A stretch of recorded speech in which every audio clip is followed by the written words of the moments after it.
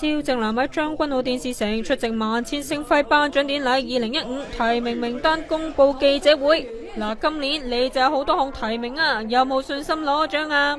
今年其實都係跟啲前輩學下嘢啦，咁自己有提名都好開心噶啦，咁同埋拍咗嗰幾部電視劇，咁尤其是《Madam》啦，可以即係係咯，已經攞咗獎噶啦，已經贏咗一半啦，係咯，咁係實物嚟㗎，係咯，最抵啦你嗰個，係啊，好大個呢個獎，係咗攞咗，呢個大金人係啊。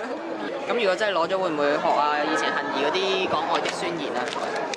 愛的宣言，我唔知啊，因為我未試過攞獎啊，即係自從我離開咗樂壇之後咧，我都未試過喺香港未試過，係啊。蕭正楠如果得獎，會唔會多謝女朋友黃翠如啊？咁當然，翠如呢一年係俾咗好多喺我生活上嘅一啲即係以前冇嘅感覺嘅，咁所以我如果有機會，可能我嘅得獎嘅嗰啲叫台詞啊，係嘛？感謝詞裏邊咧咁樣，一定會有佢嘅出現嘅。哇，好 sweet 啊！咁你係咪會喺事後獎項投票俾黃翠如咧？我當然會支持佢啦，因為如果我唔投票，我驚佢即死得好慘，有我死得好慘嘅，即係我點都要幫佢墊下底嘅，我一定要支持。咁典禮當日，你會唔會拖實翠如 BB 行紅地氈㗎？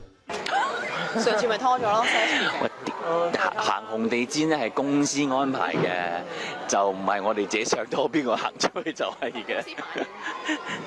咁今次會有紅地氈行嘅頒獎禮，我多數都有啊。咁如果我見到佢洪永城拖住我行，我安佢咯咁。